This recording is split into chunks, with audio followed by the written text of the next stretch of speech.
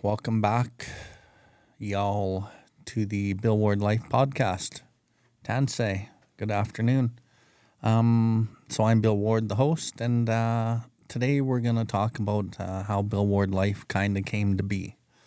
It's been a long journey of my life, basically, that has kind of brought Billward Life into fruition. Many hard lessons.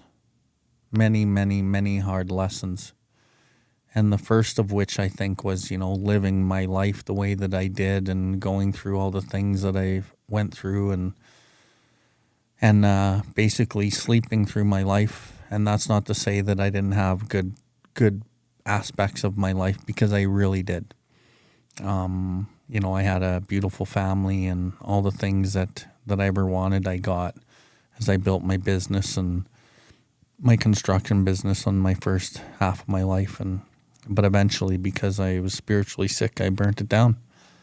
And now today I live a different life. And so we're going to kind of take it from, maybe a little overlap of the old life into the new life and try to walk through and discuss certain aspects of it and just kind of see how it came to be that I'm sitting here and I have this business and help a lot of people and have great people around me to help me and just, give a little sneak peek into some of the teachings and lessons and learnings and unlearnings.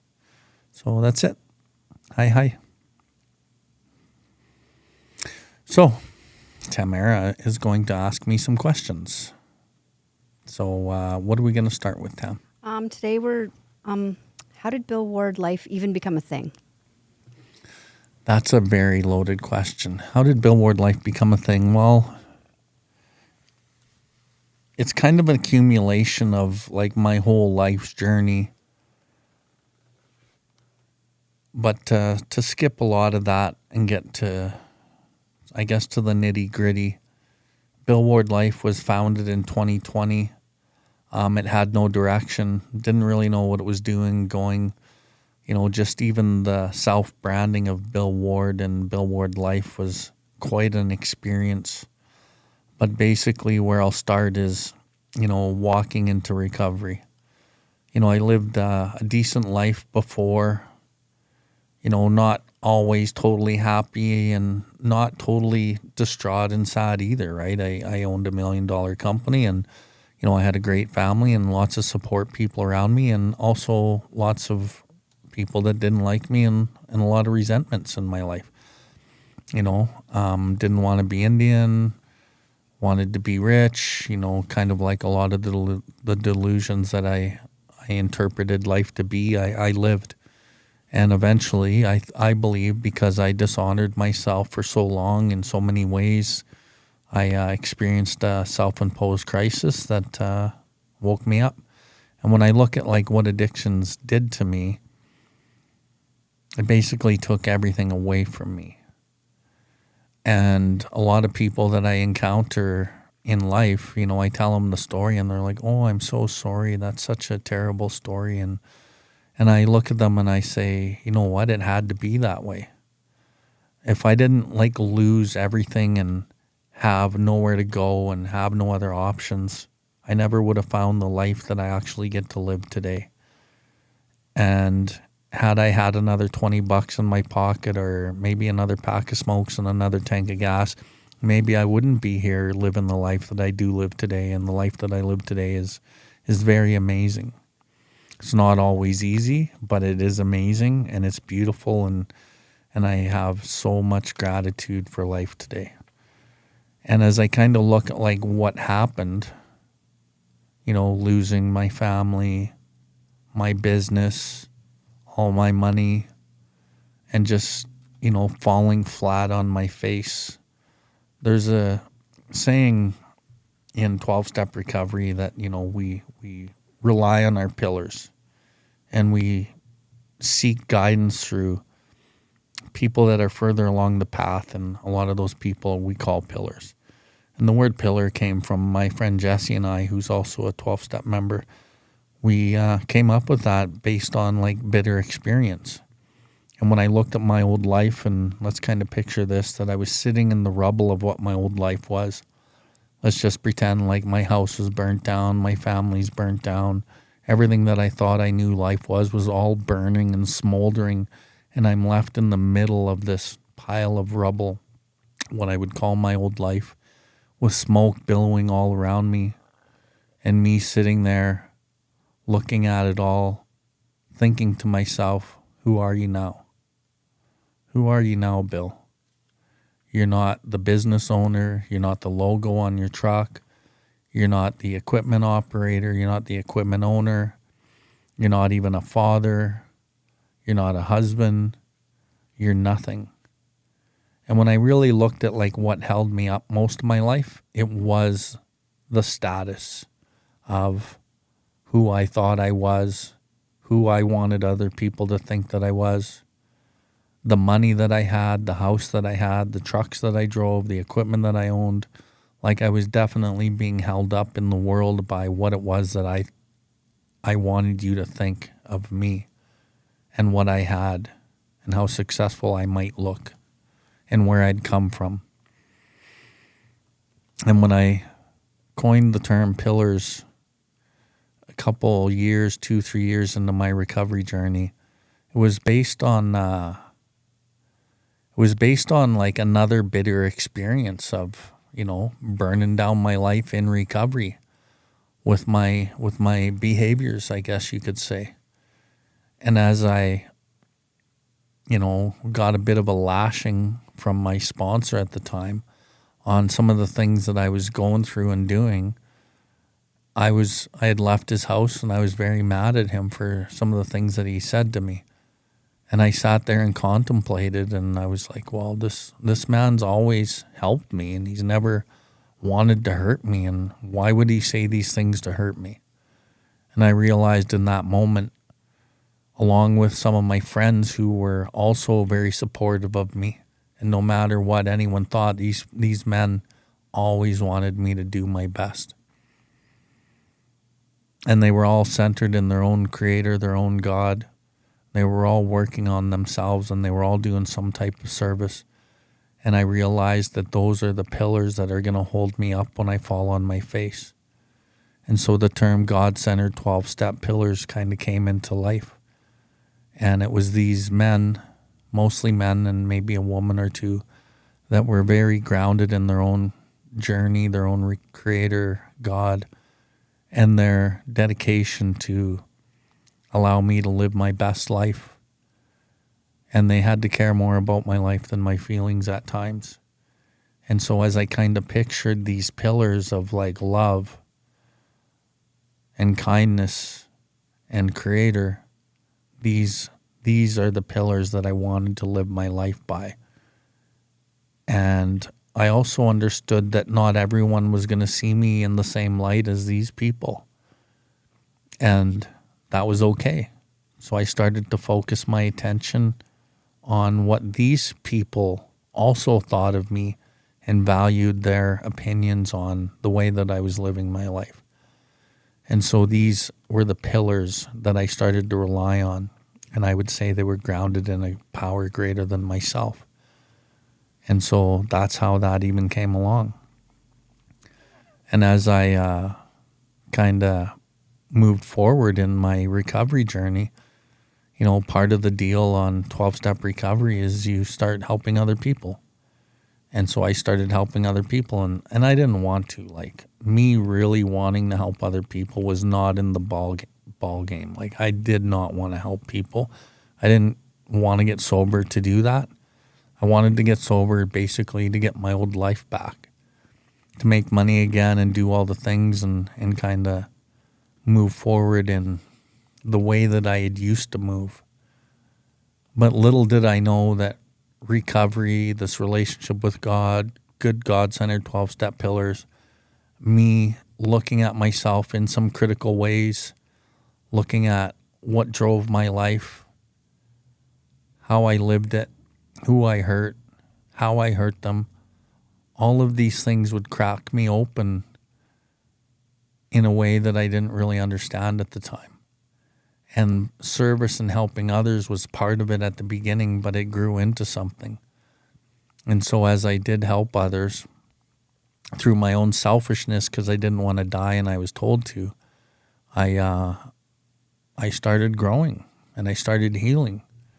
And I always say the biggest catalyst, I think, to healing is like helping other people. But I think in conjunction with like your own inner work, looking at yourself, it's part and parcel of it all. And with those two things, I moved forward and I helped people and I didn't get my career back. I didn't get things back right away.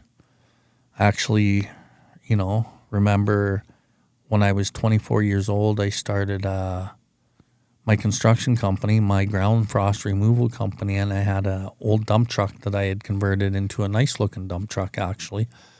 Had some body work done on it and got it painted and whatnot. And back then when I was 24, I remember one of my first contracts, I was sitting outside of this work site waiting for one of the guys in the work trucks to come and get me to show me what my next task was to do with laying out the coal that I was laying out. And while I was waiting, I saw all these gentlemen in snowsuits and all bundled up, and it's like minus 30 outside, and they're dragging pipes through the snow and shoveling snow out of the trenches, and like it looked like a really shitty job. And I was sitting in my truck thinking, thank God I never have to do that. And that was when I was 24 years old. Fast forward to when I'm like 44 years old, second year sober, just barely getting by, I finally got a job. And this job was one that I had gotten through an old contact. And I lied and let him know that, my company was lost due to some bullshit reason that I made up. And as I got this job, it was the exact job that I had pity on those guys doing, back when I was 24. I'm now doing that exact job at 42 years old. And I didn't even make enough money to like pay my bills. I made like $1,800 every 2 weeks or $1,400 or something every 2 weeks. And my bills came out to like $5,000 a month. And, I had child support, I had my own rent, I had, these bills that I had to take care of, and I wasn't making enough money even working. And I remember living in a one single bed basement suite where I had to walk through the guy's home to get into the basement suite, and I had to share the kitchen, and it was very lonely. And I'd come from a life of like a big, huge, beautiful house and lots of money and things that I had worked hard for, and now I'm back to like nothing. And as I lived in this guy's house, I was like, what the fuck has my life come to? And I got that job, and every morning I'd have to get up at 4:30 in the morning, and I'd sit at the edge of my bed and I would pray for gratitude, and I would ask God to allow me to be thankful because I felt so discouraged with my life and what I had done with it. And now here I am getting up at 4:30 in the morning trying to go to this job that I did not want to do and drive a piece of shit car, this little beater Grand Am that I bought for $500 and try to be grateful. But I did. I prayed every morning. I went to work and I did that job, and then I'd get paid, and then I'd pay my bills and wouldn't have enough money for anything. And, for those first few years, I ate like shit. I ate crackers and Ichiban and, hot dogs, and sometimes I wouldn't eat. And that's just the way life was. And I persevered. And the one thing that I did do as I persevered was I kept doing what they call the work, right? I kept helping people. I kept going to these 12-step meetings. I kept meeting with my sponsor and talking to these pillars and trying to be better and do better. And all the while, like that first year, I had basically abandoned my ex-wife and my kids, and they were homeless, and they were living with my nanny. And then eventually my old nanny, eventually Shannon found a house and I started paying the rent for the house and helped them get back on their feet. But basically I was not part of their lives for that first year recovery. And then the second year it got a little bit better, but I still wasn't really there. I wasn't really there. But I was getting healthier. And, you know,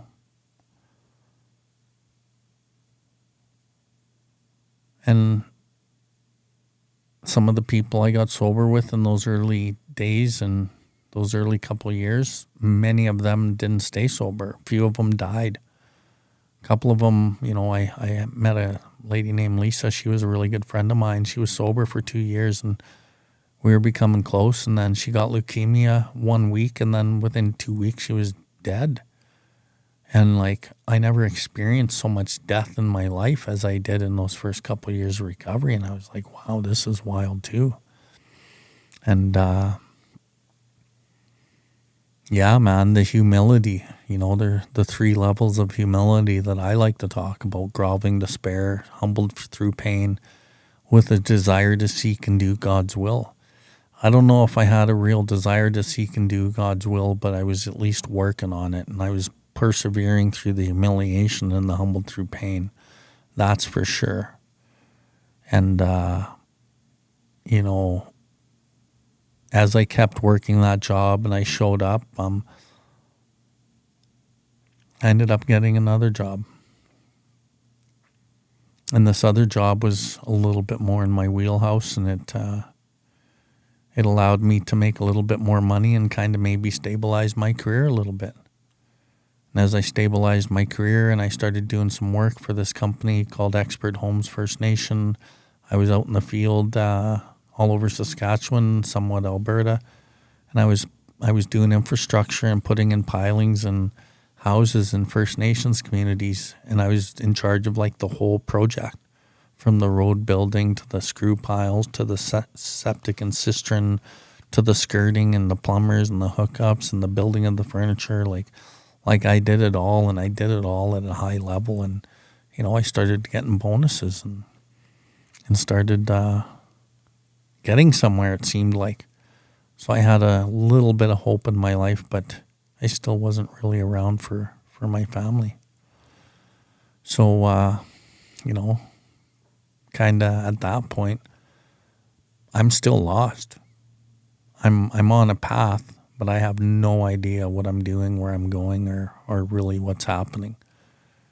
And I think, you know, just the moving forward day by day and taking those steps, waking up every day with untreated alcoholism and doing the disciplines that I need to do to try to change my mindset, and meeting the people along the way that were helping me, it slowly started to work. But sometimes it was hard to see, and old habits would come back, the anger would come back, some of the sex conduct difficulties would come back, and these things would kind of distract me from the path. But I honestly didn't really know what the path was quite yet either. I was still new and still figuring it out, And so, yeah,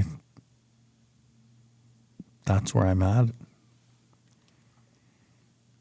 So, like earlier we were talking about you had a mentor, and like how your actual name Bill Ward Life came about. Mm-hmm. Yeah, the name Bill Ward Life. So I had a mentor. So this was about year 3. So I had that second, maybe it was year 4. So I had that job where I was putting houses in First Nations communities. I actually worked that for a little over a year, maybe close to a year and a half. And I did fairly well at it. And while I was doing that job, I had a friend of mine who had known me for the last few years. He had approached me and said, "Hey, I want you to be working for my company." And I said, "Well, show me like what I would be doing and how much you'd pay me and all these kinds of things." And he was in Calgary's, coatings-based company. And he gave me the offer, and he was going to pay me more. and there was room for advancement, and I would be running the whole company. And at the time, I was dating a girl, and she was in Calgary, and so I wanted to spend more time here, so it all kind of worked out, and then I took that job. And I worked at that job for a good year. And while I was working at that job, I was still helping lots of people. I was like working one-on-one with other alcoholics, probably like 8 or 10 at a time. Every night after work, I couldn't wait to get off work, and I would go sponsor somebody, help somebody somehow, some way. And I was really digging into this recovery thing. And I slowly seemed like I was getting some things back. And I remember I finally got to buy this car, and it was a Mustang, and it had like 100,000 kilometers on it. And the thing about this Mustang is I didn't just go buy it because I wanted it. I consulted with my pillars, like 3 or 4 people I talked to about this car. And because it was such a nice and fancy car, I didn't want my ego to kind of reassert itself secretly under the radar, because I had been learning about the ego and about how this disease works. And so I asked these people, and 4 out of 4 gave me the green light, and I bought this car. And so some things were coming back, right? And I was starting to spend more time with my kids, and they were kind of coming around, but they were still mad. My ex-wife was very resentful still, and but I was pretty stupid too, like, right? I was saying dumb things still, and I was doing dumb things. And I remember telling my ex-wife, like, you know what? Like, I had a real strong belief in God, creator, by this point. So I'm like 3.5, 4 years sober. And I had said, like, you know what? They're not my kids anyway. They're creator's kids. And my ex-wife looks at me and she said, have you lost your fucking mind? These are your kids. And I'm like, well, I don't mean they're not my kids. I mean, like, they're God's kids. She's like, well, what the hell are you talking about? Like, she didn't get it. And so that was stupid of me. And then I told my kids, you're not my kids, you're God's kids. And everyone thought I was going crazy, right? And but I was waking up. But all through this whole period, like, I'm kind of going through some turmoil, and I don't really know what's going on. But I'm going to meetings still. I would go to my home group meeting, and I wasn't there all the time, but I was there fairly regularly, and I got to know a lot of people.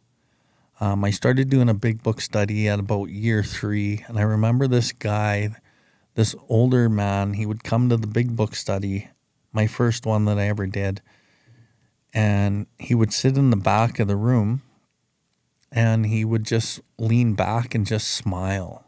And I remember as I would talk, facilitating the study, he just looked so content and happy.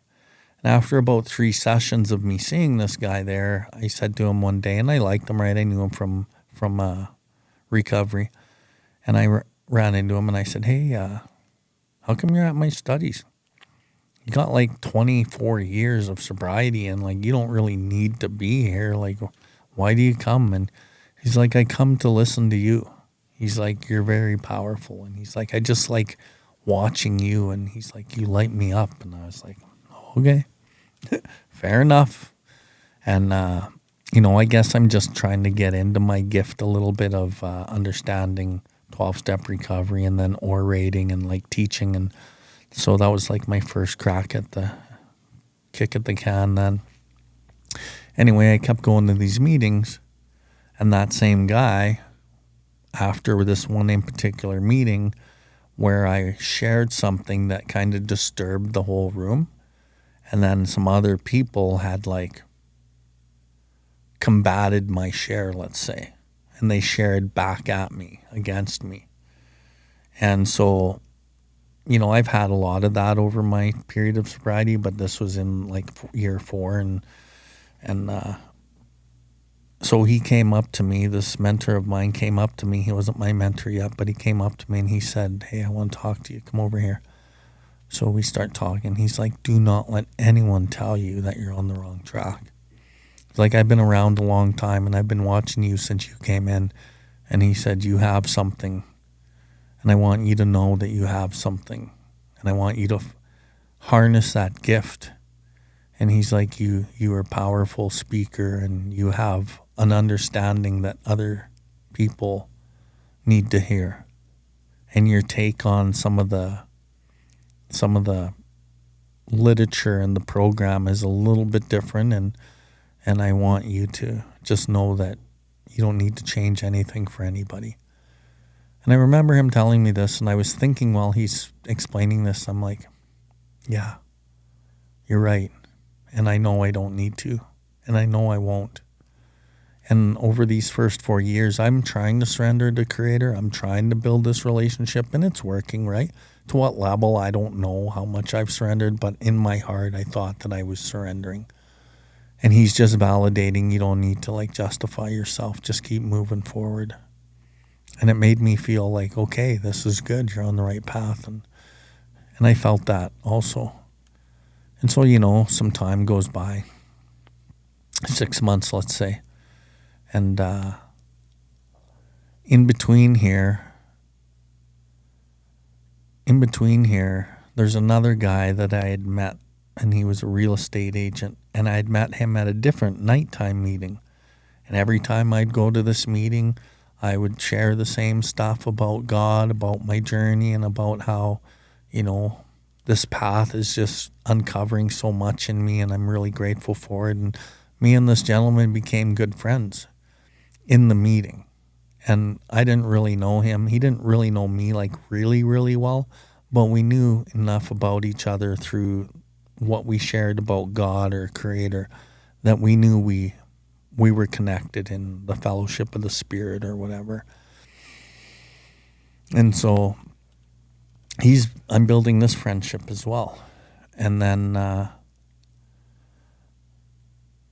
go back to my regular meeting, and I share this one night again, this one day. It was a day meeting, and my mentor guy, who was my mentor, he came up to me again after a meeting, and he said, hey, again, you don't need to justify anything you do to anybody, and you're on the right track.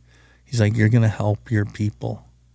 And I'm like, my people? I'm thinking in my head, my people? Fuck, I barely even feel like I'm Indian.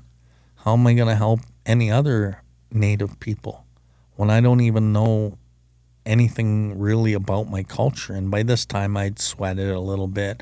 I'm starting to go down the path, but I didn't really have much in the way of like my culture, like totally invested in my life. And I still felt like a fraud, right? For the first couple of years of my recovery, I couldn't even say Creator because I didn't feel worthy enough as an Indian person to say the word Creator. And I had a disproportionate amount of resentment to like God because of how I was raised, that I didn't say God or Creator. So I would say higher power, or I would talk to my grandmother, who was my higher power and passed away in 2008. Anyway, so he's like, I really want you to like focus on, just carrying this message to your people. And, I work all over First Nations country, and he's like, I see some of the discord that your people have. And he's like, they could really use your help out there. And I'm like, really, eh? And anyway, he's like, so I don't know if you're willing, I can help you maybe lay it out or show you a path. And I said, well, I don't really know what I'm doing. So, you know what? Yeah, you show me what you're talking about, and I'll listen. So he invited me to his house. I go to his house down in his basement. He had a whiteboard type thing. And he already had a bunch of scribbles on it. And on the whiteboard, he had self-branding, Bill Ward.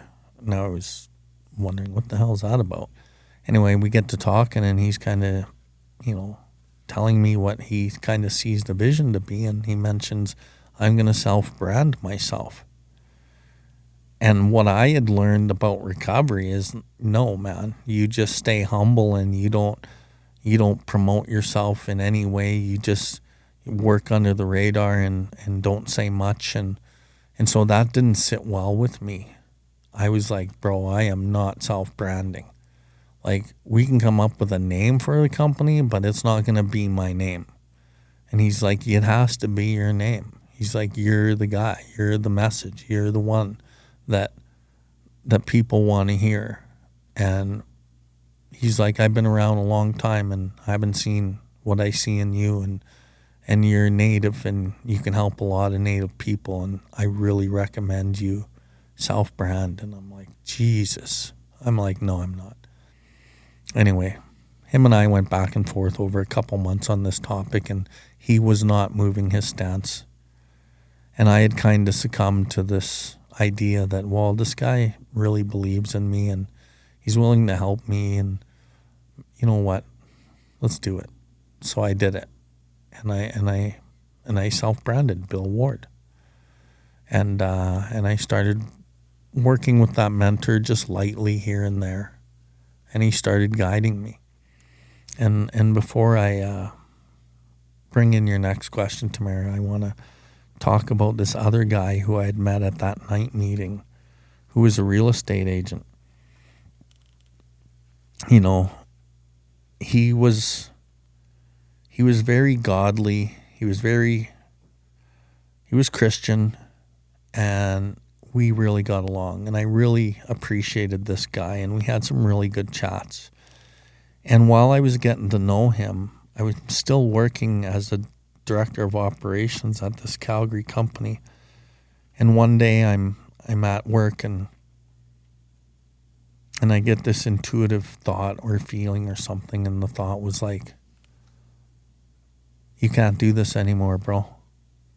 And I'm like, you can't do what?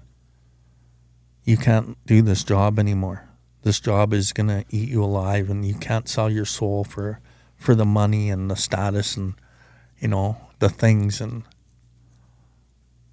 you need to like move on and not work here. And this is all in my head, right? And I'm just like, what the hell are you talking about to myself? And I was sitting there and I realized, you know what? I can't wait to just help alcoholics and addicts get sober. And I couldn't wait till work was over so I could go help somebody. Couldn't wait for my phone to ring so I could go help somebody. But then the fear set in. And it was like, well, what are you going to do if you quit this job? Look at all the bills you got to pay, and you got child support, and you got this, and you got that, and you got all these things, and you can't quit this job, and this is all you wanted. Isn't that what you wanted? You just wanted your career back. And I'm like, yeah, that's what I wanted. But I knew there was a deeper part of me that couldn't do it. But I didn't know how to not do it, because this is what I had kind of strived for the last 4 years to get to. And then I'm just starting to get my life back in order, it seems, in a financial sense and a stability sense. And how could I just like abandon this? Well, I just knew I needed to and I had to, but I didn't know really what the answer was yet. So anyway, one day coming back from work in my Mustang that I did end up buying, I got this intuitive thought to pull over my car, lay the seat back, and talk to my grandma, who's my higher power. And I've told this story before, but I'll tell it again. It's quite a turning point in my life. I pulled the car over and I look up, close my eyes, and I start talking to my grandma. And I'm like, Grandma, I know that you're there and you know everything that's going on in my life, and I know that you know that I don't really want to do this job, but I can't really not do it because I need the money and I have all this child support and I have to rebuild my life, and so I don't really know what to do. And you know, Grandma, that I just want to help alcoholics and addicts, and there's no money in that, and it's not like I want to be a counselor either, so I don't even know, Grandma, what it is. And my grandma said to me, she's like, Billy, it doesn't matter if there's money involved. That's what you do. You go help people. You go help alcoholics and addicts get sober. Don't worry about the money. I'll take care of that part. And I was just like, whoa. Like, this is like a voice I heard in my head that was loud and clear. And I knew at that moment that I couldn't do this job, that I had to give it up, and I didn't know what to do. But along these 4 years, I'd made various commitments to Creator, and as I lived this way of life, it was pretty evident to me that some things were really changing and turning around as I built this relationship. So when I heard this voice about never mind the money, just go help people, I was like, okay. And then 2 weeks later, I put in my notice and I said, I got to resign and I don't really know what I'm doing. And then can you give me like the hours for EI? And so they gave me a layoff, and then I went on EI. And then that was it. Now I have no job. I'm on EI. I probably ain't making enough to make my child support payments. And it's okay though. Lots of worry and hesitation, but I trusted it. And then I go to that meeting that night and I see my friend, the real estate agent, and he's like, oh, hey, what's new? And I'm like, oh, what's new is I quit my career. He's like, what? I said, yeah, I quit my job, man. He's like, why? I'm like, because I just want to help people. And I told him the story about my grandma and whatever, and he's like, wow. He's like, what's really cool about this? He's like, I'm building a program called 5 Phases to Destiny, where I'm trying to find people who want to work this Christian program and do some different work to try to find what their purpose is. And there's 5 phases to this. And by the 5th phase, you should be well on your way. He's like, would you want to maybe do that with me? And I was like, yeah. He's like, okay, let's make a plan. So this was like in December or something. And so we made a game plan. And like I said, I was sweating a little bit and doing different things and kind of coming around to my culture. And, I started going to powwows and just really wanted to learn more about my culture. So I had been sweating with this guy in Siksika. And there was a New Year's Eve sweat. And the real estate agent and I had made a plan for New Year's Eve to get back together. And we were going to meet about 6 or 7 o'clock at night. And so New Year's Eve comes along. I head out to Siksika and I do the sweat, and nothing went on schedule. And we didn't even finish the sweat till like 7 or 8 o'clock at night. And at that sweat afterwards is when I got my Indian name. Something had happened inside the lodge, which I won't go into. And I had asked this elder a month before if he could think about an Indian name for me. And then the thing in the lodge happened. And then while we were eating dinner, and I didn't even know this was going to happen, he stopped everyone and did a ceremony and gifted me my name, which is Kakisugo Asini, which stands for Sacred Sparkling Rock. And so I got my name that night, and then I went over back to Calgary, and I went to this guy's real estate agent building where they have probably 50 offices, and no one's there because it's New Year's Eve. And I show up at about 11 o'clock at night, and I was so apologetic. I called him as soon as I left the sweat, and he's like, don't worry about it. Don't worry about it. I'll just meet you there. Don't worry. So I show up at this real estate building, and he lets me in, and it's just pitch black.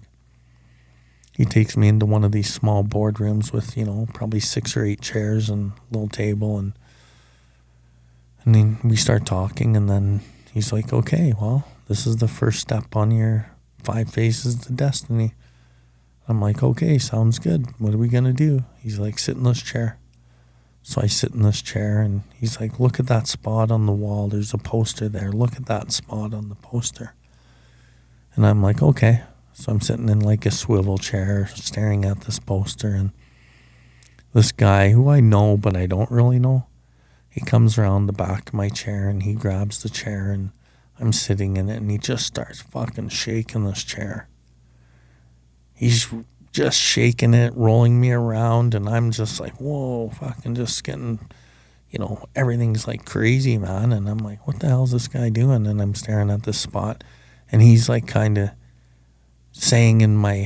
yelling in my ear, as you go down this path, you're going to have to encounter all these obstacles, and people are going to try to throw things at you, and you're going to get off track, and there's going to be distractions. And he's just talking as fast as he's shaking this chair, and he's like, you keep looking at that spot and you focus, and he's just like, and I'm just like, whoa, this is trippy. And then after like a minute or two of this, he stops, and I'm still looking at that spot. And he's like, are you looking at that spot? And I'm like, yeah. And he's like, that's the focus you need for this journey. And I was like, okay. And then I think he felt a little self-conscious because it was all really weird. And it was weird. But you know what? I was invested, and it was fucking not weird for me, man. This is the path that I wanted. And I don't even know what I wanted. And then from there, we started doing a whole bunch of work. And he started guiding me on different types of inventory, and I would wear these headphones and do these brain tap exercises with this binaural beats and, you know, block breaker codes. And I was so disciplined. Every night, no matter what, I would do these block breaker codes. I'd come home sometimes at 11 or 12 or 1 in the morning, and I would make sure I did these block breaker codes and listened to my things and did the things that I needed to do. And I was disciplined, man. Nothing was getting away from me. And then, you know, this journey was on its way. And then that mentor you had mentioned, him and I, it's not like he was in touch with me all the time. He was in touch with me when I would reach out to him, which was here and there. And so there went many, many months where I didn't reach out to him. There was no contact. And I didn't even know what the fuck I was doing. But I was doing a lot of different things. And I think the biggest thing that I was doing was working with alcoholics. I was meeting with my real estate friend and trying to spend time with my kids. And from there. So, what do you think about someone who might say like that you're monetizing recovery? Well, someone who, to me, it's all contempt prior to investigation, right? So people will look at me now. So like from where we were just now to like where we are today, or maybe even like a few years ago, 12-step recovery has given me a totally new life. And I'm very well versed in the 12 steps. I understand the literature, I understand the steps, and maybe even to a degree that a lot of people have no fucking clue, which has made me very effective in the world of helping other people, which has made me very effective in articulating and understanding and helping people understand stuff that's very confusing, because I can lay it out in a way that's very comprehensible, and it has a couple F-bombs in it, and a lot of people resonate with those things. So as I kind of like have grown over all these years, I've read many books. I read one book in my life before I came to 12-step recovery, and it was about how to get what I wanted in a selfish way. Self-help book, some type of self-help book. Then I came into recovery and I read one book, and it was the big book.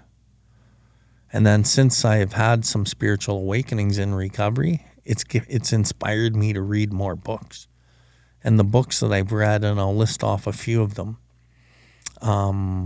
Letting Go by David Hawkins, Seed of the Soul by Gary Zukav, Power versus Force, which is a massive one in my recovery, also by David Hawkins, The Untethered Soul, can't remember the author, Course in Miracles, Sacred Contracts, to list a few. And then I've also listened to numerous podcasts, different type of audiobooks, and all sorts of different aspects of information, learning and unlearning about life. And the one thing that I'll say that's across the board the same, with all these books and a lot of these modalities of spiritual pathways is they're all saying the same thing. They're all saying, look within yourself, get rid of the things that aren't serving you, that are going contrary to who you are, and you are basically love, and try to use that as a tool to help other people. And so for me, I would say to anyone who thinks that I'm monetizing 12-step recovery, I would say, walk a mile in my shoes. Go through the things that I've gone through. Learn through the lessons of life like I've learned. And you will see that all I'm really doing is I'm carrying a message, a spiritual message that is across the board the same to other people in a way that makes sense to them. And when I didn't even start the company. Like, the company started me. I never built this company the company built itself on the back of my service to other people. And so, most of the work I have done with people for the first, say 9 years, it was all free, which is the way that it's supposed to be. And as I've gotten into understanding and being able to, and I'm a businessman, I'm an entrepreneur by heart.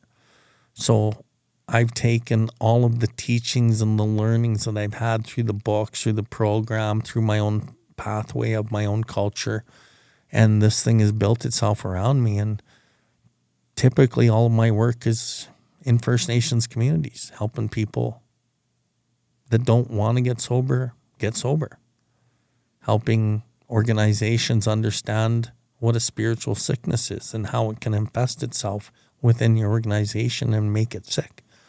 So really, I'm just taking basic principles and extrapolating on them and showing people. And, if I was to stop doing this work on the basis of what other people thought, I would have been done fucking before I got started. Right?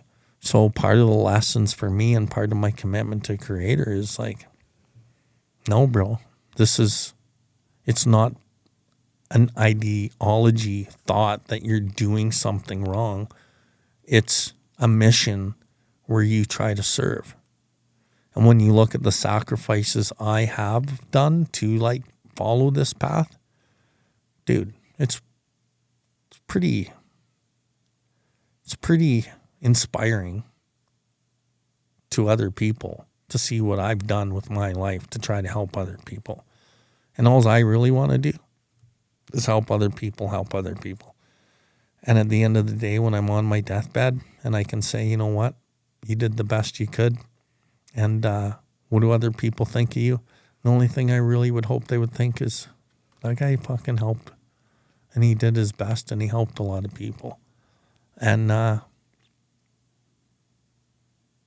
that's really about it.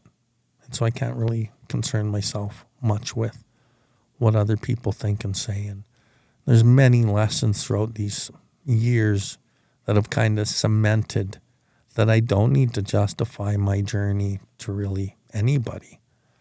And that's not to say that I don't listen to what other people say. I will listen to what anyone has to say. And there's always probably a little bit of something that I can learn or grow or maybe change in a whole perception of how I view something. So that's my answer to that one. Well, one thing I notice is that when you share the message in a way that's different than a lot of people, which is why I think so many people gravitate towards your message. What do you think is different about the way you explain the book versus anyone else? Okay. So when I did that first big book study at 3 years sober, I did it with a guy who had over 20 some years sober. And the reason I even wanted to do it at 3 years, and back then when I had asked or wanted to do it, the only people that did big book studies back then, they were all old timers, 15, 20, 25 year old timers. There was no one doing big book studies with 3 years sober. And so why I wanted to do it was because I had already seen some of the literature differently than other people.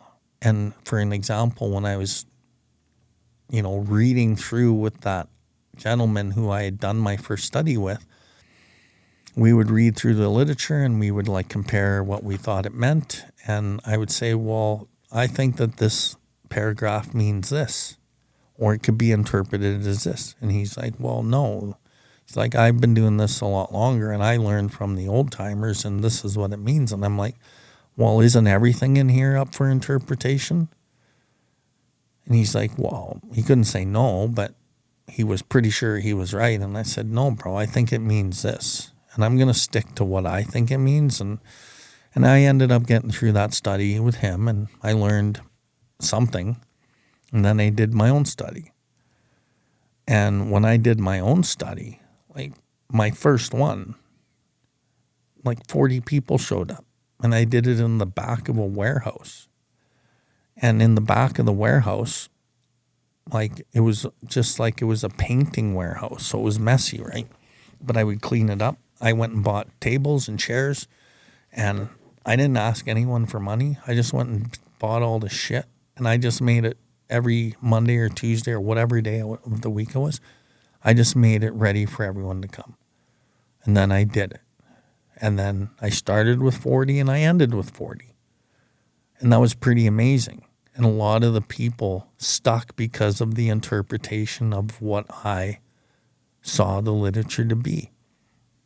And because I throw a lot of F-bombs into some of what I do and I'm real, I'll just use real words and my own real life experiences and how this has come to be, people really resonate with that honesty and that rawness, I guess you could say. And I guess you'd have to ask other people why they gravitate towards me more than me knowing why. But I would just assume that it has something to do with those reasons. But I will say the way that I see the literature and how I see the literature flowing like a ball of yarn from one page at the front to a page in the back to a page in the middle to the word here to the paragraph there. I believe that I just see it a little differently than other people, and I can flip through that book pretty quickly and pull things together where other people really can't do that, and it's just fucking natural to me, right? Yeah, so earlier you were talking about how you and Jesse had coined the phrase pillar. And I was just thinking another thing that I got from you was seemingly good and seemingly bad. Can you kind of explain about that? Yeah. The term seemingly good, seemingly bad. And one of the terms in the book that talks about seemingly, right? But it doesn't actually use it in the context to where I'm using the word seemingly good, seemingly bad. So when I kind of look at my life when I first got here and what I destroyed and how I destroyed it and where I was sitting in that pile of rubble, and what it did was crack me open enough to be willing to try something different and to not have anything still attached to me for me to hold on to. I was totally cracked open and fresh, ready to try something else, even though I didn't want to and I had no more answers.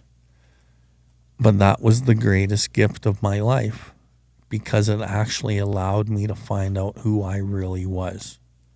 It allowed me to follow a path that was very difficult, hard, and not wanted, but it ended up being the exact path that I'm going to say Bill Ward needed to follow, but it's not even Bill Ward needed to follow. The soul that's inside of me, the entity of me that was wounded, needed to find that path so it could find its authentic path to be able to help people. And Bill Ward, the person, is just the vessel of that soul being able to connect other people. So it was seemingly bad. It wasn't really bad because it was a gift that I didn't know was a gift. And so when life happens to me and it seems like this is really bad, I've learned that maybe it is, maybe it isn't. I don't know what's good. I don't know what's bad. But what I do know is there's a lesson in every single thing. And every single thing in this universe, in this world, is actually connected somehow in some way. So nothing's really out of place if I'm willing to use the lesson of life in every turn and every moment as a teacher for me, then nothing's really out of place. And the other term is, the beatings continue till the lesson is learned. In the beatings, the same lesson will present itself over and over and over till the lesson is learned. And if you avoid the lesson, you never avoid the lesson, because the lesson comes back in another face, another name, another situation, and you're there to have your soul learn that lesson in another way, but in the exact same context that it needs to heal. And so when life's hard, it's not hard on you. It's like hard for a reason so that you can learn, right? So another saying, I'm not going through anything. I'm growing through everything, right? I'm not really trying to learn something all the time. Sometimes I'm trying to unlearn something. And so seemingly good, seemingly bad. It's all seemingly good, seemingly bad. The saying, oh, this too shall pass. Well, everyone says that when things are tough. But it's also, this too will pass when it's good. So what's right, what's wrong, what's good, what's not? It just is kind of. You know what I'm saying? Yeah, it kind of makes me think of like intuition and like how you could develop intuition over being in recovery longer. Like, do you know any ways to like develop your intuition, or ways you can tell if your intuition's developing? Yeah, I think so. There's two kinds of intuition as far as I'm concerned. There's there's fear-based intuition, which is what I lived on a lot of my life. And then there's real intuition that hides way under the fear-based intuition. And I think most people in the world, not all, but a good majority, they live their life on a fear-based intuition system, which is actually the ego. The ego to me, EGO, edging God out. And the ego is any thought or action that has a fear-based foundation. And the thing about a fear-based foundation is it may look like a good intention, which seems like a loving and kind thing, but underneath the layers of it, it's actually a fear-based. So it's still the ego, and the ego always produces certain types of results. And so until the ego's exposed, which is fear, and how do we expose the ego and fear? Well, I think primarily from what I've learned through these books and through like even my culture, when we go out and sit on the hill and we fast, we're there to get in touch with ourselves and really look at ourselves and do some deep, serious introspection and talk to God and ask God for help, right? Asking Creator. And same with 12-step recovery and these books. Like, we're to look at ourselves in a critical way and see what's not aligning, what's not serving the betterment of man and God and people in general, and where am I just serving myself. And when I serve myself, what does it do? Most anxiety and depression is basically, too much self-concernedness. And a lot of the suffering of a human being comes from being so totally engulfed in self-consumption of what they want or what they don't have, or them. Or for me, in my life, it was me, which is what caused the self-imposed crisis for me to smoke crack and burn it all down again, right? So to find intuition, which intuition to me is based in love, and it's based in love for yourself. Through loving yourself, you don't need to love other things because you're the entity of love. You just are love. So you can walk in the world and the energy of love like radiates from you. So I think intuition can be like forged or sharpened through the awareness first of listening to the inner voice, and not just listening to the inner voice because it might be a fear-based one, but also a huge part is like personal self-inventory and having other people go within the deepest parts of yourself where you can't go by yourself with you and help you see the things you can't see, the blind spots. And I think the most successful people, the sharpest intuition and the most humility have appraisals of themselves done with the help of other people. Solitary self-appraisals don't really avail to the level of intuition that you want it to really guide your life. And so sharpening your intuition through the personal inventories, having a good person that can help you, or numerous people, pillars, having like a pen to paper type of process of like looking at fears, looking at resentments, looking at, different behaviors, and like trying to remove those things. So self-awareness. And then as you kind of get in tune with self-awareness, being able to listen to it. Because a lot of people, naturally, human beings have intuitive thoughts and self-awareness, but it's so blocked off by indoctrinated beliefs and fear and what we think is right, seemingly good or seemingly wrong, which isn't necessarily going to help you find intuition if you think something's so right, but it's actually wrong for your soul. Or you think something's so wrong, but it's actually right for your soul's journey and your lesson.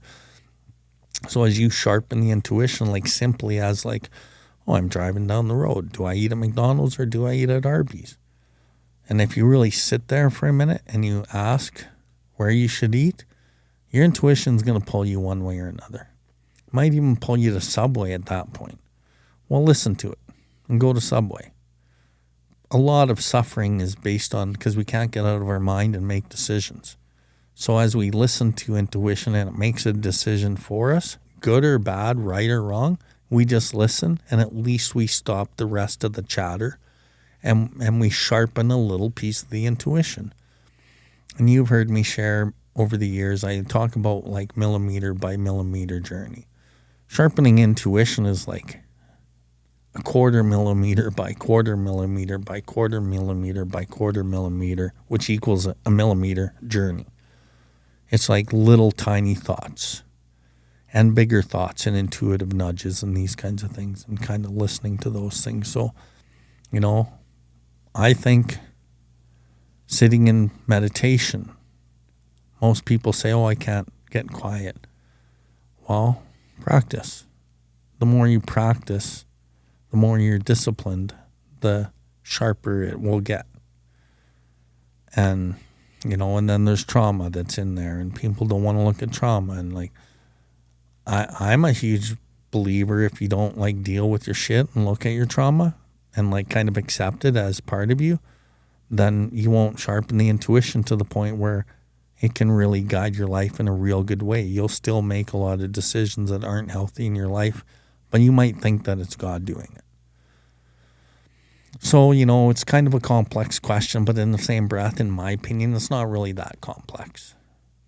And for me, as you heard part of my story on why I quit my career and me talking with my grandma and me sitting at my desk and saying, you can't do this anymore. And then the next step was like, don't worry, Billy, go help people. I'll take care of the rest. And like, I prayed and meditated the whole journey to sitting at this table with you. And I'm not saying every single decision I made was based in love for myself on intuition. Some of them was made in fear that I thought was intuition, but at least it taught me where I didn't want to be or what I didn't want to do, and I learned the lesson regardless. And so there's no like one straight path to any of this. And it's kind of like a crapshoot in the same breath. But I think what really, really pulls one down the road is when you get to the point where you want to seek the desire to do Creator's will, where you really want to be the best version of yourself, the most authentic and loving, and you really want to try to help people regardless of what you may or may not get out of the deal. And I think those are the things that can really like pull you through. That's a long answer, but. So what else are you doing with Billward Life right now? Like,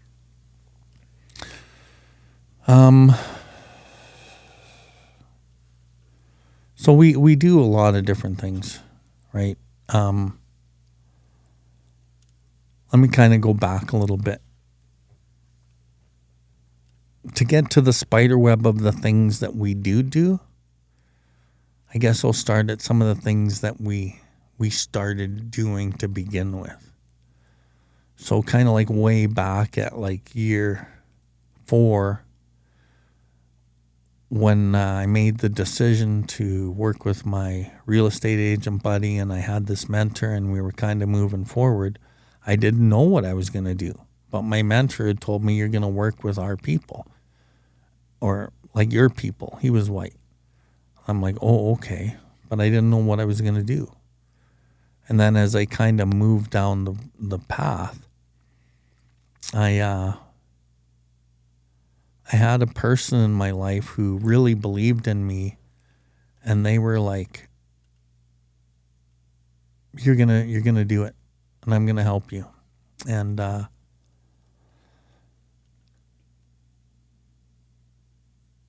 then I don't know where the idea came to do videos. I wanted to do some videos and I didn't really know how, but what I was already doing, because in 2020 COVID hit, and like right around January of 2020 is when I was like thinking like I was going to start my company, but I didn't really know what. But in December, maybe it was November of 2019, I was kind of like on the idea that maybe I was going to do something. I didn't know what. But I remember going to bed and I prayed that night and I asked God to show me in my dream an answer. And I'd never had that happen before, and I'd never asked for it before, and I don't really remember my dreams. So this night I had asked Creator to show me an answer in my dreams on maybe what I could do or what this looked like or something.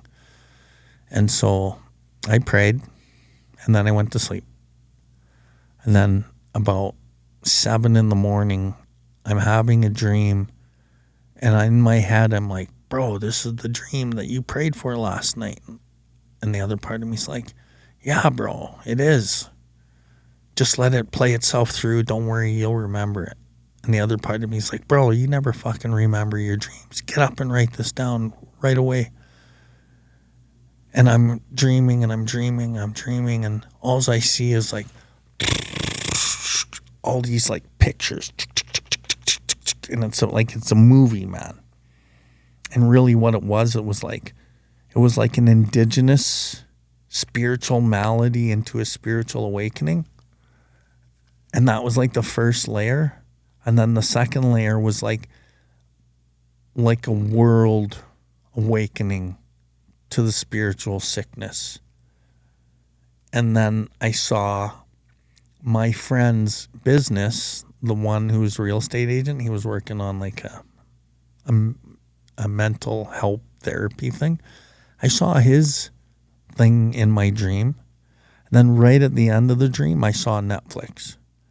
And I was like, what the hell? Anyway, I got up, I wrote it all down. And I have it somewhere. I have it all written down somewhere. And this came from like a real trippy meditation and a prayer. And then I woke up and had that. And then And even before then, like there's a few things that had happened. Like when I had quit working at that company and I was praying and meditating and trying to find my path, I was working for this guy, and he wasn't above board. He was a little bit dishonest, and I kind of liked him in a sense, but I didn't like working for him because he wasn't honest with his customers. And then I'm dealing with the customers, and he would ask me to lie, and I'm like, bro, I ain't lying for you. Like, if you're lying, you can lie. Just, I don't need to know about whatever it is. But if I do know, I'm not lying to your customer. Anyway, so this went on for a while, and eventually I was like, I can't fucking do this anymore. I can't work for this guy. And at first I was just thought, okay, well, I'm here to help his son maybe because his son had substance abuse issues. But then me and his son were talking together, and we're like, neither of us can work for his dad. And so I'm like, okay, I got to quit. But I was like, bro, I'm broke. Like, I got no money. And like, I'm barely living. But I can't work here either. So I prayed and I asked Creator to show me, like, what's my next fucking move, man. But you got to remember, Tamara, as I'm doing all this, I know that these are stepping stones. I know that everything that I'm doing is for a mission. I just don't know what the mission is. I don't know anything, but I have a deep feeling in my heart that it's all part of the plan. And I just don't know when or how or anything. So I'm asking Creator, can you show me the way away from this guy? And like, show me how I'm going to like put food in my mouth and pay my rent and my child support. So I prayed on it. Boom. Intuition comes. It says, put an ad on Kijiji. It was like Facebook Marketplace at the time.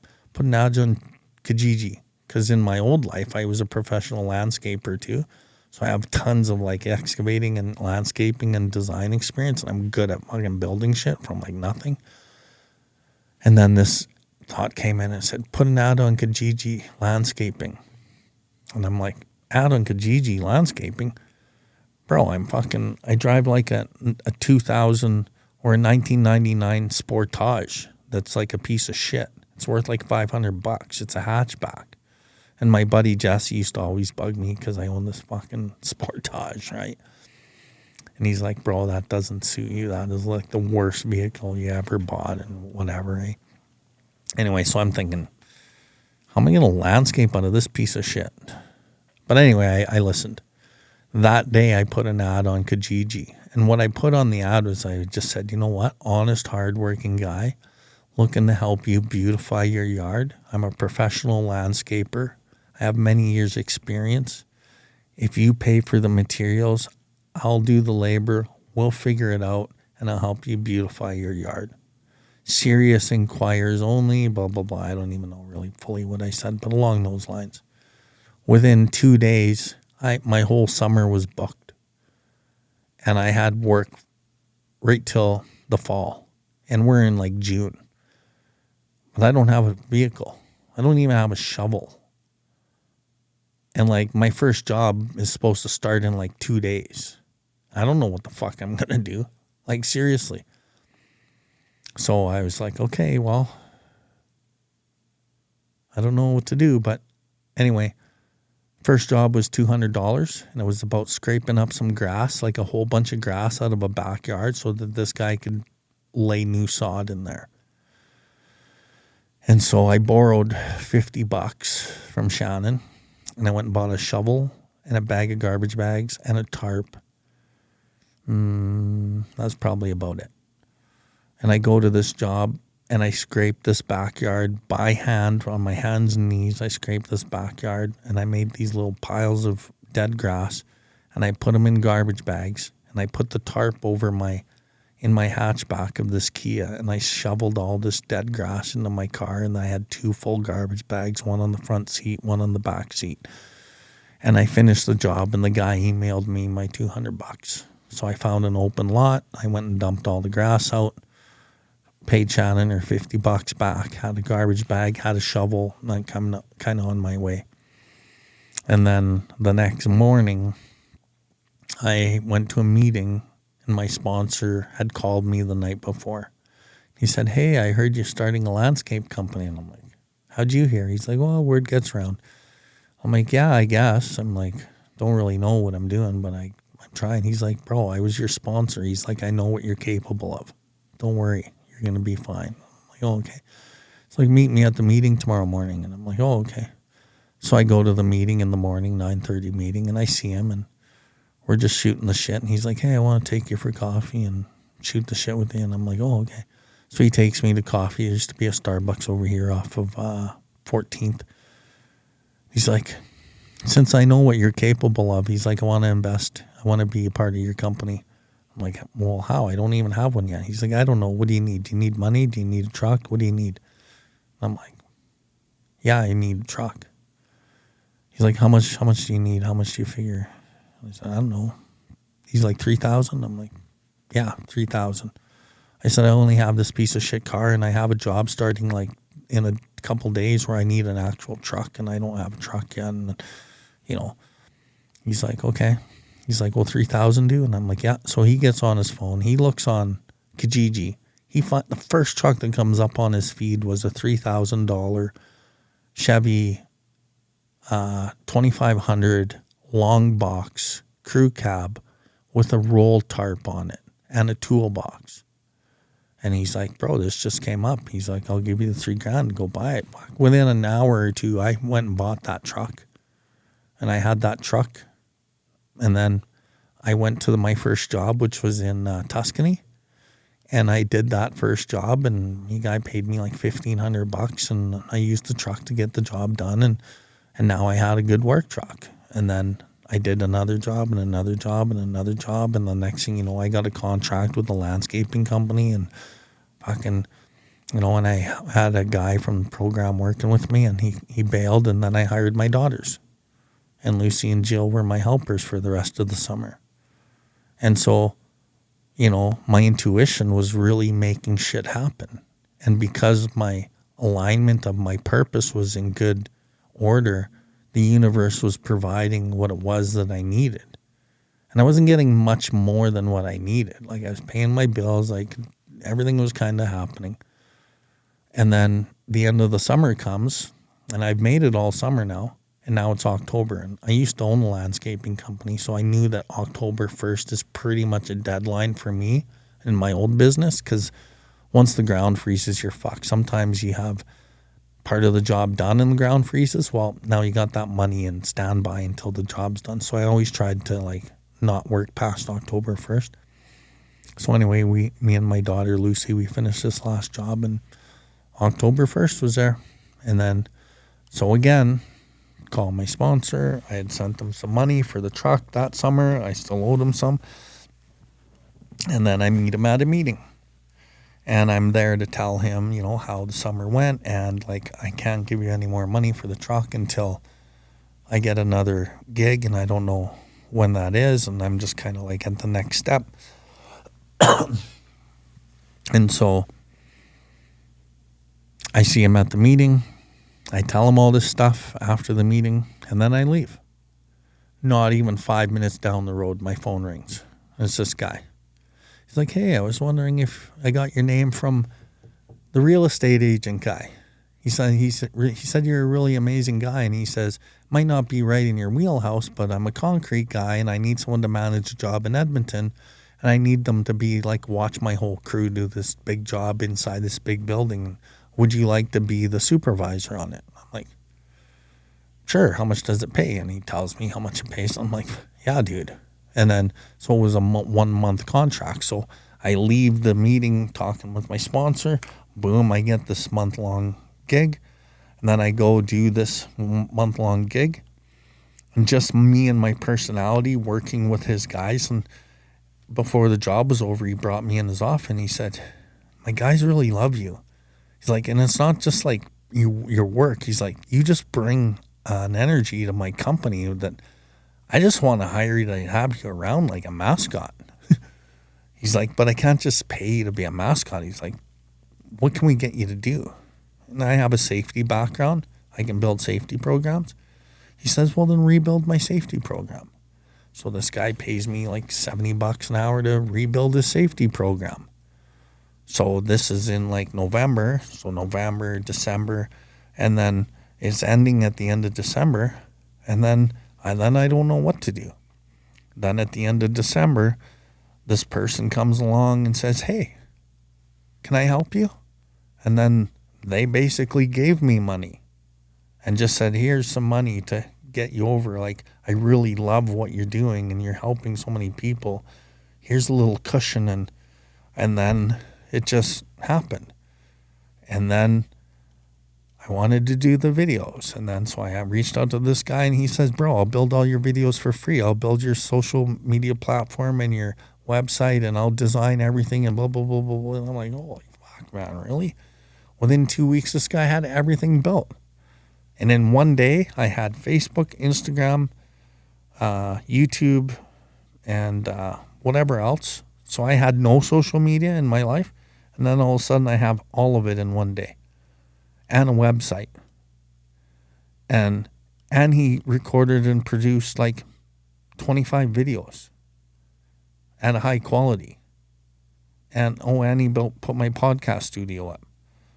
And like, I'm just like, holy shit. And you know that saying that I say, like, if you work for God and his people work for you. This is like the story of my life. And so all of these things are just compounding through like prayer and meditation and the good path. And like, I learned through one of the books that I don't necessarily need the resources. Everyone gives up because they don't have resources. And the resources being money, connections, this, and that, and it's all outside of themselves. In our literature, in our 12-step literature, it talks about making it work on your own resources, the unsuspected inner resource. If you can tap into the inner resource, the outer resources tap into you. So as I tapped into my inner resource, my intuition of my wanting to serve, the resources from outside came to me and they laid themselves in my path, as I just gave you numerous stories about. And this is like a fraction of the stories that I have that have kind of brought me here. Like, you're a big part of like what came in my life to help me. Right? You like just your and I relationship. I don't even know how you heard about me, but you did. How did you hear? My ex-husband. And how did he hear? I don't know.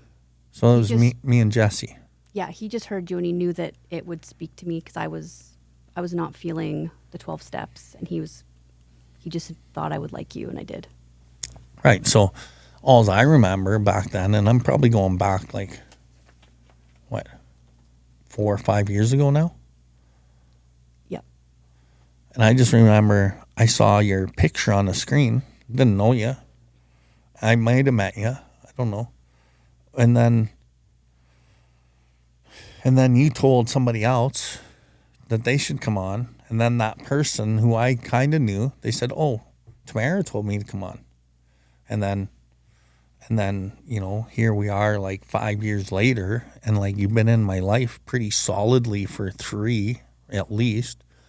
And like, so like, and you've just been nothing but like a little angel, and like as a friend and like as a helper, and like, you know, and it wasn't like I sought you out or anything. Like you just came into my life and helped me. And like, that's what a lot of people have done. Right.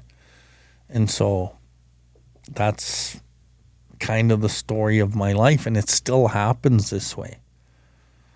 So kind of like, do you remember the exact question that I was answering of yours? Or is it like gone in the wind? Hold on. Oh, it was like, what are you all doing now? I was thinking like, you know, your outreach, all the other things you're doing. Right. So, and I said I needed to give you some backstory to kind of find the spider webs to get us here today. So way back then, I started with the podcast, did it on my phone, and then I did it on a computer screen. And I was just doing it on the phone because people were struggling during COVID, and I knew they were listening to me. So I did a recording on my phone, And then they started getting the recording. And then for years, I just did audio recordings, and I did really shitty ones on the computer.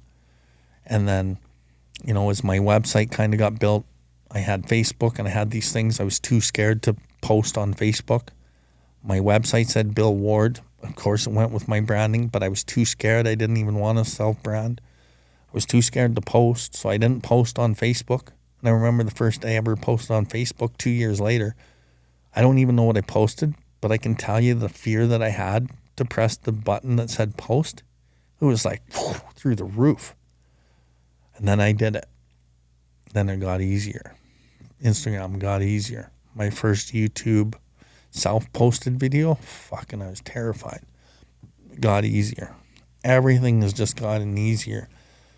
And I think why it's gotten easier is why I do it.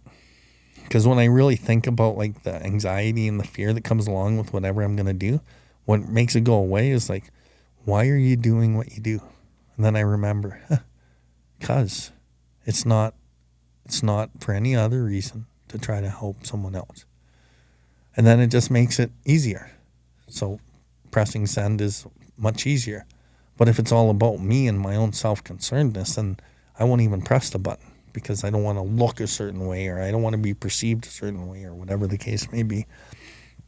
And then from there, I was building different programs, and I couldn't really get anything settled because I didn't really know what I was doing. But eventually, I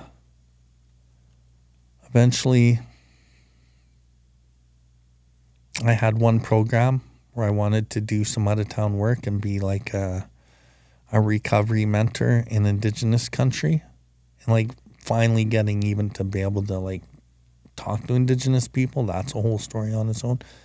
But I ended up working on one nation for like a year. I mean, like, I didn't get the work, but I presented and they brought me in for a talk. They actually lied to the group that I talked to of why I even came. They didn't even tell them why I came. And then when I talked to the group, I got fucking roasted by the group I spoke to, because the guys are like, what are you calling us, fucking drug addicts? Alcoholics? Why the fuck are you here? I'm like, well, no, I'm not calling you that. And then I found out that the people who hired me didn't even tell these guys why I was there. So I'm talking about like substance abuse issues, and these guys are taking offense, and rightly so. No one explained it to them. And then what ended up happening after that, and like even the director who hired me, I could tell by the time I was leaving his presence that day that he was so embarrassed, and he was so uncomfortable that he didn't even really want to face me. And I knew that he was just going to ghost me after this. And he was embarrassed. But I sent him an email when I got home. I said, even though you didn't let these guys know really what was going on, here's what's going to happen. Because I know I did a good job.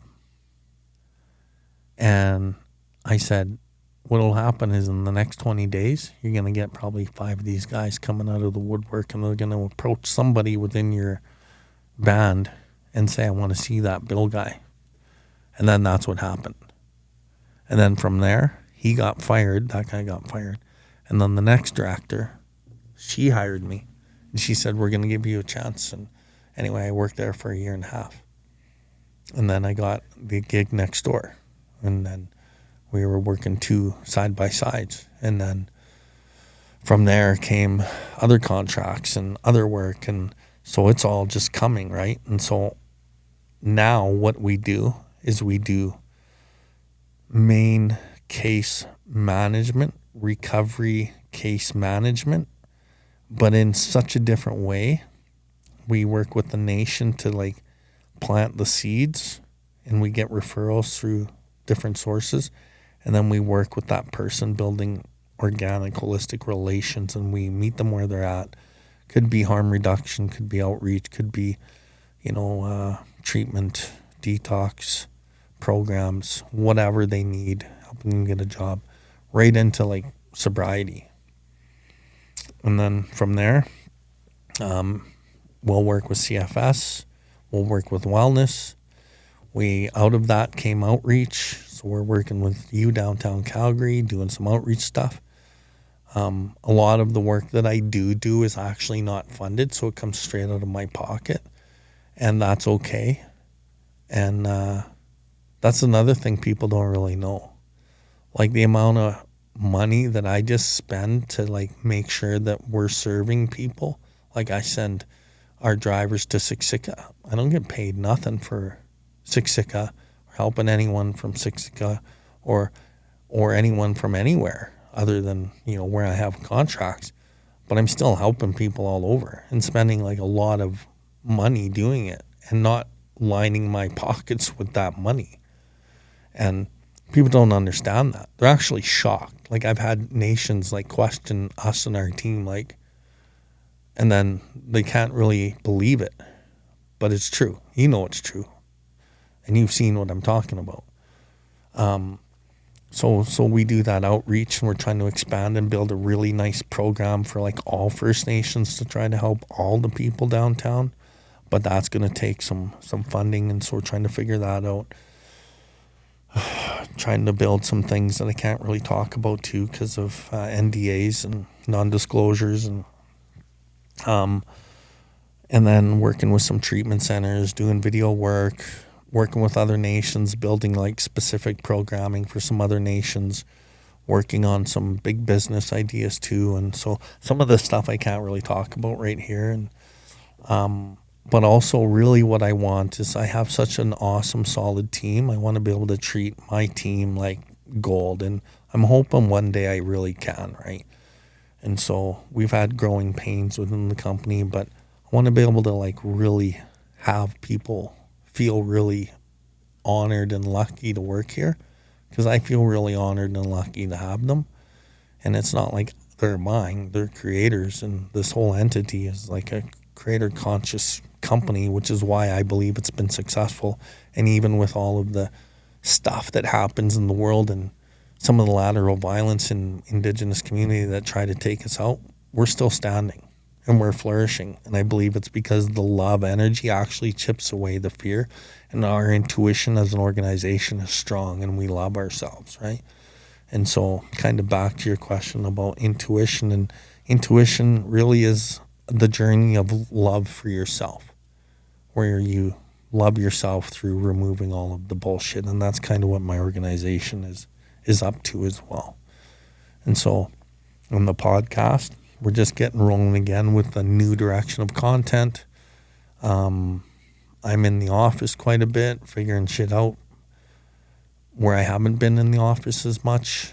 And that's, in a nutshell, that's kind of where Bill Ward life is at, like today, and how we got here. There's still many pieces that we haven't talked about on how we got here, and I haven't even really talked about any of the Indigenous stuff either, right? And without the Indigenous stuff, like my Sundance path, my fasting path,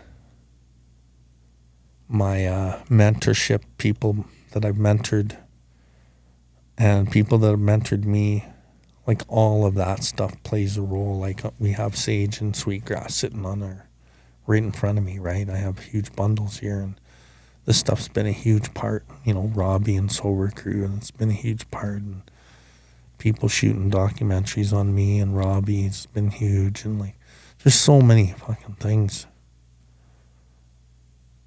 And like I don't even know how I even do it all sometimes. And going through a lot of the hardships of it's not easy either. And some people are like, how are you even sane?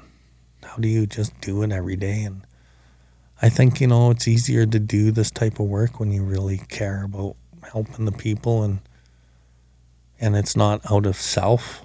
And I think that's the key. I'm not saying that out of 100% of it, 0% is self, because that would be a lie. Because a lot of my self is driven on like wounds and beliefs and ideas that I don't even know. But if it was up to me, there'd be no self involved, because that's where any of my suffering comes from, right?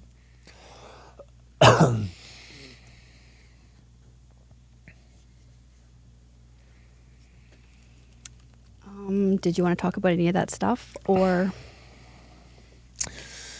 No, I think, we'll leave some things for the next few sessions, and we're going to do quite a few sessions, eh? Yeah, I think so. Tamara printed off a 59-page program that we're going to do, and we are going to do it. There's so much good stuff in there, eh?